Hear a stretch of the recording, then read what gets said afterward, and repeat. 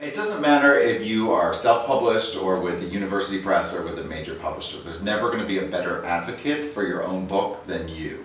And I was in a very fortunate position where I did have the weight of a marketing department and a publicity department of a major publisher behind my book. But still, you know, I waited for a long time for a chance like this, and I didn't want to watch it sail by me.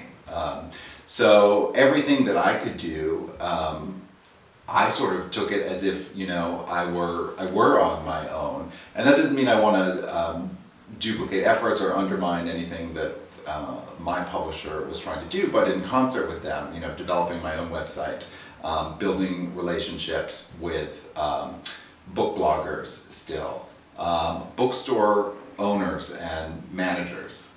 I never thought, of course, the relationship between booksellers and authors is an important one.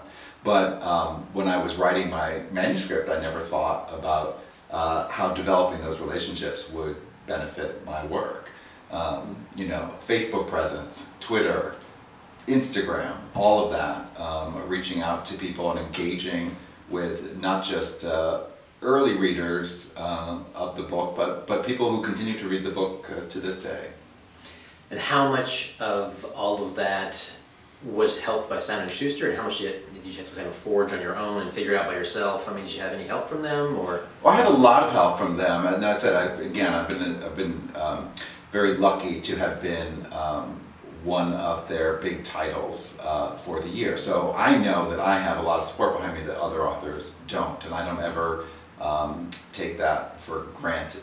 But I can take the work that they do and pick up and really run with it in ways that it's just the unfortunate nature of the business is there's always a next book.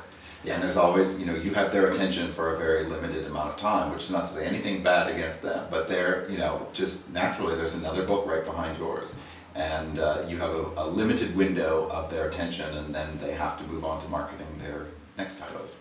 So Lily's been out for almost a year, yeah. Yeah, and so are they still helping with Lily right now, or are you? Well, right now we're gearing up for the paperback launch, which comes in another month or so. So things are starting again, sending out review copies, reaching out to bloggers and other sort of book media people to let them know that the book is, you know, will be out in another format and ready for beach reads in summer and all that stuff. So it's not quite as intense as the hardcover release, but it's still, you know, something you want people to know about your book.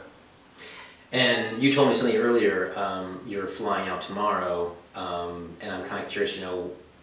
Tell me what that is, and then also how that came about. Well, you know, again, it's like you want to put yourself out there, your name and your book. So you know, if I get invited for a speaking engagement or whatever, I try to do that, even if it's something that sometimes it's a natural fit. You know, I've gone to literacy conferences and events. I have done, I've spoken for the National Kidney Foundation, where they've invited authors to come address their annual conference.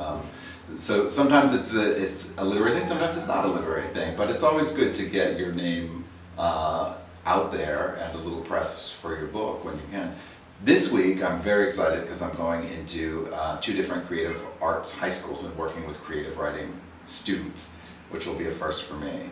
But we're going to talk about how you can take a kernel of an autobiographical event and use that to base some fiction off of. Oh, cool. Available now in hardcover, any place they sell books, and also coming in paperback this spring. Please subscribe so my dad can make more videos like this. Thank you.